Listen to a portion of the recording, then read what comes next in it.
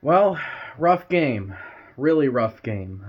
Michigan narrowly escapes 27-24, same score as last week against USC, except this game was a lot harder to watch. Man, did Michigan struggle in the second half. That might be the worst second half I've ever seen Michigan in, just period, in a long, long time. And the first half, it started out really, really good. Um, Michigan scored early. We scored early, made it 7-0. We went down the field. Offense looked good. Defense was looking really good. They were getting sacks. They got a blocked punt. They got a fumble recovery, and those led to two short yardage situations for touchdowns. We were up 21 to nothing. Minnesota had the ball right before halftime, and they threw a fluky Hail Mary, and it got into field goal range, got down there real quick, kicked the field goal, made it 21 to 3 going into halftime. I said, "All right, we're looking all right. You know, Alex Orji is performing better. He's passing the football more. He's making completions. We're not running the ball all that great, but Kalel Mullings broke off that big run. So we're doing all right now. And then second half came around. We kicked the field goal. We made it 24 to 3. We stopped them on their offense. Got the ball back again. We were driving. Looked like we were on our way to score again. Maybe make it 27-3 or 31-3 if we could score a touchdown. And then what happens? Alex Orji throws an interception. And from that point forward, the game was mostly all Minnesota. I'm going to give huge credit right now to PJ Fleck and Minnesota's crew. They outcoached Michigan in the second half by far. Michigan just got enough in the end to win this thing. Minnesota gets the ball off of the interception, eventually scores a touchdown off of it. It's 24 to 10. On the very next drive, Michigan gets the ball. It's 4th and 1 because on 3rd and 1 we couldn't. Actually, it was 3rd and 1. We needed to get the first down. Couldn't get the first down. They scored again. They scored twice within 2 minutes. Just because off of the punt we had, it was 4th and 3. They stuffed us on 3rd and 1. It was 4th and 3. We punted it. They brought it all the way back down to our 20. Scored a couple of plays later. All of a sudden, it's 24 to 17. Michigan needs to kind of relax now. We get the ball. We go down the field. We don't score, but we kick a field goal. Dominic Zavada was really good today, our kicker. He made a 53-yarder and a 35-yarder. So he kicks it, makes it 27-17. We got a 10-point lead. Looking like we need to get a stop, right? Minnesota goes down the field. Eventually, we get it down to 4th down, and we think that we've stopped them, but they call penalty on Mason Graham for hands to the face. It's a reset of downs. They eventually score off of an amazing catch by a Minnesota wide receiver. I don't remember his name, but he had this weird on the shoulder one-handed grab because of course he did. They scored a touchdown. They made it 27 to 24 with probably about a minute and a half left in this game. And I'm starting to get really, really nervous at this point. Michigan just couldn't do anything offensively in the second half. They were allowing pass after pass after pass for Minnesota. Everything that Michigan was doing well in the first half defensively, they were doing awfully in the second half. Minnesota goes to kick an onside kick. They need to get the ball back because if they don't get the ball back, they still have one timeout, but it's going to make it a lot harder. They kick an onside kick, and they recovered the onside kick. But Michigan got bailed out. They called flag on Minnesota for offsides or a false start, whatever you want to call it, and it's a re-kick. When you look back at the footage, when you look back at the kick, I didn't see an offsides. It seemed a little sketchy. I didn't see an offsides. It seemed like a bad call to me.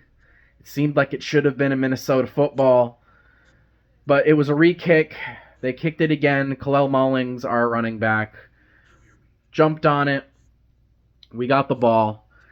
And I'm thinking, okay, we can just run this clock out. They'd still have their one timeout. But if we can get a first down, this game is over. Handoff on 1st and 10, 2 yards. 2nd and 8. Okay, fine. They used their timeout. And that, okay, so now they've used their timeout. 2nd and 8. Bad snap. Flies over Orji's head. He runs and has to jump on it. At this point, I'm saying Michigan wants to lose. They're trying to lose, aren't they? It's like they want to give Minnesota the win. Doesn't make any sense. Just mistake after mistake. Sloppy on all sides of the ball in this second half. Now, Orji jumps on it. The very next play, they hand it off to Kalel Mullings, and he runs just enough. He gets just enough of a push. The play lasts just long enough to the point to where the game clock is shorter than the play clock, and they just run the clock out and win it. They narrowly escape. Probably shouldn't have narrowly escaped, but we got bailed out big time. Like I said, the worst second half I've ever seen. Offense was sloppy. Ever since that Orji interception, this Michigan offense completely stalled. Couldn't move the ball. Couldn't run the ball. Mullings struggled to run the ball today. Again, credit to Minnesota's defense for being ready for it. Iowa was able to run all over them last week. I was saying we might be able to as well. Didn't happen.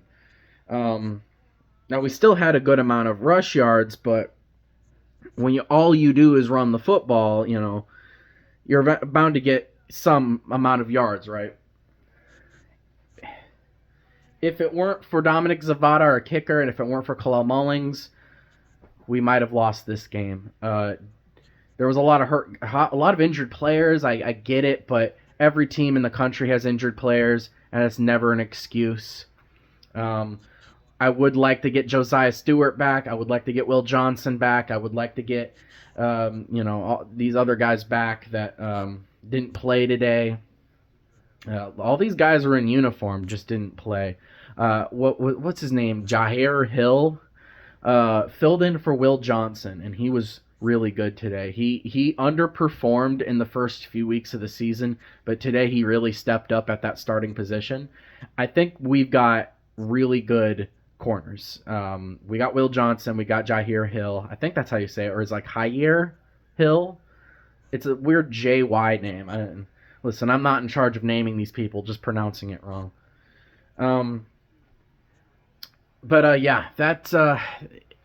It was painful to watch the second half.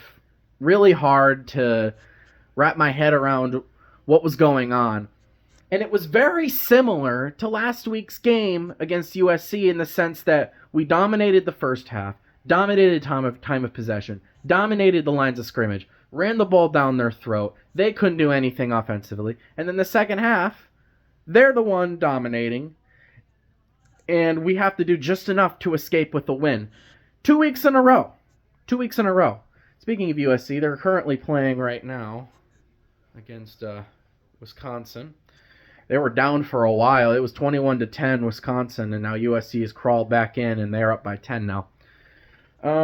So they're about to, if they can hold on, they're about to get their first Big Ten win in the conference.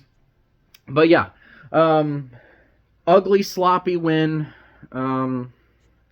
Michigan has their 28th straight Big Ten win in a row. Next week we play Washington on the road. Washington's not all that great, but at this point, is no guarantee that we're going to win these games. And I feel like Michigan's going to be stuck in a lot of these really close, weird games. Last year we beat Minnesota 52-10. Nothing like that this year. And now there's some more games on our schedule that I'm a little bit more, nervous for. The Washington game is one. The Indiana game I'm nervous for which I never say. I'm never nervous for Indiana, but they're 5-0. And they're on a roll. They're looking good. They scored 42 points today. I mean, I don't think Michigan's done that all year. We haven't actually. Now that I think about it, we haven't scored more than 30. I don't think, right? Okay, well, we had 30 against Fresno State. We had 12 against Texas. We had 28 against Arkansas State. No, and then we've had 27 the last 2 weeks. So no more than 30 points all year for this team. And we've allowed, I think the most we've allowed was 31 against Texas. Yeah, a lot of things to fix, a lot of things to clean up. We're lucky we escaped with the win. We're lucky that we're leaving that game with the little brown jug still in hand. We don't play Minnesota until 2026, so we're going to hold on to it for at least the next couple of years. So, unless we play them in a Big Ten title game, which isn't likely to happen ever. But yeah, that's basically it. Thank you guys for watching. Let me know what you thought of Michigan. They got their first road game next week. I think USC is about to take back a pick six. Yep. All right. But yeah, that's about it. Thank you guys for watching. See you guys later.